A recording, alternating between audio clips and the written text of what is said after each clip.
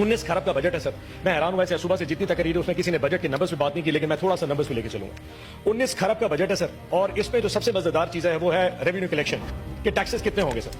Taxes की जो amount दी है सर वो उन्होंने 38% इस साल बढ़ा दी है और 13.5 खरब रुपए की टैक्स कलेक्शन दिखाई है। इस 13.5 अरब खरब में टैक्स कलेक्शन में जो डायरेक्ट टैक्सेशन है सर, जो कि तनख्वाहों में से किसी का काटा जाएगा या इनकम एट सोर्स डिडक्शन की जाएगी, वो 5.5 खरब रुपए की है। मजे की बात यह है इसका सबसे ज्यादा बोझ इन्होंने तनख्वाहदार तबके के ऊपर और मिडिल क्लास पे डाल दिया।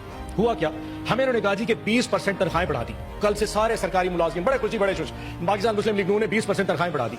मैं आज सुबह सैलरी का स्लैब लेके आया सर, क्या कमाल चीज है, थोड़ी कैलकुलेशन। दूसरा, पाकिस्तान को भी पता लगे इशू क्या है। एक वो शख्स जिसकी 1 लाख रुपए तनख्वाह है सर, 12 महीने में वो 1 लाख अपना 12 लाख रुपए कमा लेता है।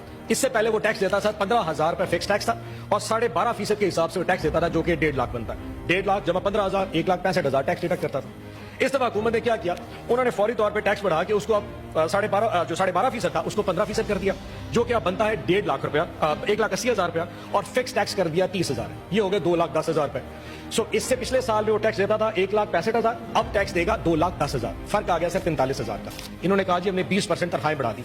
20% तनख्वाहें बेसिक पे बढ़ती है। जिसकी 1 लाख तनख्वाह होती है उसकी बेसिक पे 30,000 से 35,000 रुपए होती है। उस 30 या 35,000 के ऊपर जो 20% है वो पूरे साल की जो बनता है सर, मैंने हिसाब लगाया, वो बनता है 48,000 रुपया।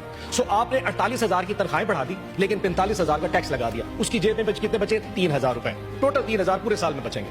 ऊपर से जुल्म चेक करें, इनडायरेक्ट टैक्सेशन सर 7.5 अरब खरब रुपए का, इनडायरेक्ट टैक्सेशन 7.5 खरब का। और उसमें सबसे बड़ी अमाउंट क्या है? पेट्रोलियम की लेवी, यानी कि जो पाकिस्तान तहरीक इंसाफ अपने दौर में हमने 60 रुपए तक मैक्सिमम लेवी रखी थी, इन्होंने बढ़ा के उसको 80 रुपए कर दिया।